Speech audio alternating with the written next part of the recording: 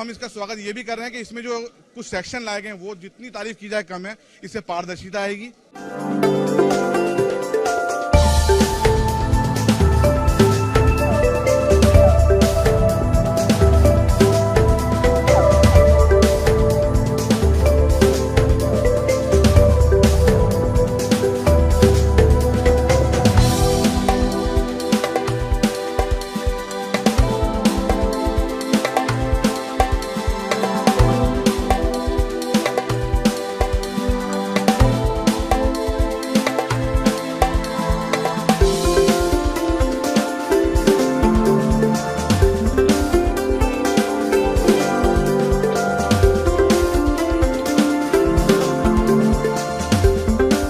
खुशी का बात है कि वक्फ अमेंडमेंट बिल पेश करने के बाद काफी मुस्लिम समुदाय से मेरा मिलना हुआ और आज हमारे देश का, हिंदुस्तान का ऑल इंडिया सूफी सजादा नसीन के जो हेड होते हैं काउंसिल के पूरे team under the leadership of Shri Syed Naseeruddin Chishti, chairman और successor of the present spiritual head of Ajmer Dargah, और हिंदुस्तान के जितने भी यहाँ सजादा नसीन जितने भी हैं प्रमुख लोग आज मुझे मिले।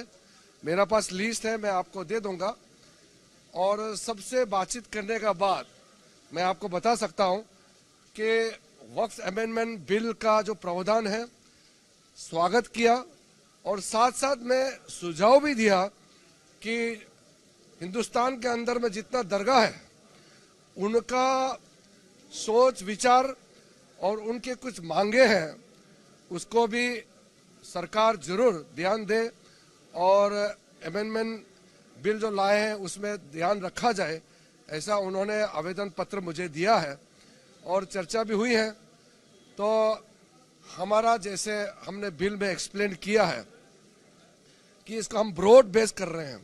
मुसलमान के अंदर में कई लोग हैं, कई प्रतिनिधि हैं, कई ग्रुप हैं, सबको जगह मिलने के लिए और खास करके महिलाओं के लिए हम लोगों ने प्रावधान रखा है। तो ज्वाइंट पार्लियामेंट्री कमेटी गठन हो गया है, उसका घोषणा लोकसभा और राज्यसभा से भी हो गए हैं। अब हमसे मिलने के बाद जितने उन्होंने पॉइंट्स रखे हैं मैंने उनको निवेदन किया है ये सारा पॉइंट्स ज्वाइंट पार्लियामेंट्री कमेटी में भी जरूर रखे।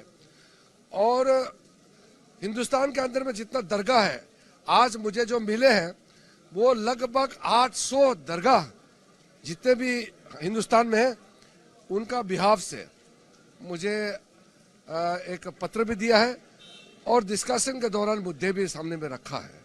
मैं उनको मेरे तरफ से मैं अभिनंदन करता हूं, धन्यवाद देता हूं दोनों कि उनका सोच विचार के लिए भी और समर्थन के लिए भी बिल को समर्थन किया है, इसके लिए भी। और आखिर तो ये सारा बिल मुसलमानों के लिए ही है, मुसलमानों का अधिकार के लिए ही वक्फ अमेंडमेंट बिल लाया गया है और इसका स्वागत करना हमारे लिए खुशी की बात है। हम इसका स्वागत ये भी कर रहे हैं कि इसमें जो कुछ सेक्शन लाए गए हैं वो जितनी तारीफ की जाए कम है, इससे पारदर्शिता आएगी। जो मिसयूज ऑफ द फंड हो रहा था उसको उस पर रोक लगेगी, और जो एक हठधर्मिता वक्फ बोर्ड ने लगा रखी थी उस पर रोक लगेगी। जो कंपोजिशन ऑफ दी वक्फ कमेटियां हैं, चाहे स्टेट की हो चाहे सेंटर की हो, उसके प्रोविजन को हम अप्रिशिएट करते हैं। वो फलाल औलाद में बेटियों को राइट देगा उसको भी हम अप्रिशिएट करते हैं। और ओवर इन ऑल जो हम चाहते हैं कि वक्फ प्रॉपर्टी का सही तरीके डेवलपमेंट हो, क्योंकि वक्फ सिर्फ और सिर्फ अल्लाह की राह में इसलिए करता है इंसान कि उसकी आमदनी उस प्रॉपर्टी का इस्तेमाल सिर्फ गरीब गुरबाओं के लिए हो, सोसाइटी के अपलिफ्टमेंट के लिए हो, जो वक्फ बोर्ड नहीं कर रहा था। लेकिन हमें उम्मीद है कि इस एक्ट के बाद में होगा। और अब जिनकी जो भी ऑब्जेक्शन थे ज्वाइंट पार्लियामेंट्री कमेटी में जा चुका बिल, मैं समझता हूँ सबके ऑब्जेक्शन को दूर करने के बाद एक बहुत अच्छा बिल निकल के बाहर आएगा और बहुत अच्छा एक्ट बनेगा। और हमारे को जो कुछ कंसर्न था ऑल इंडिया सूफी काउंसिल की जो डिमांड थी कि दरगाह बोर्ड बनाया जाए, इसमें एक प्रोविजन रखा गया है कि अलग अलग बोर्ड के बारे में। तो हमने कहा दरगाह बोर्ड बनाया, तो मंत्री जी ने हमें अश्योर किया, हमने उनको एक मेमोरेंडम दिया है कि हमारे दरगाह बोर्ड को भी उसमें रखा जाएगा और बनाया जाएगा, उसका प्रोविजन लाया जाएगा। ये हमारे को आश्वासन मिला है आज पूरा।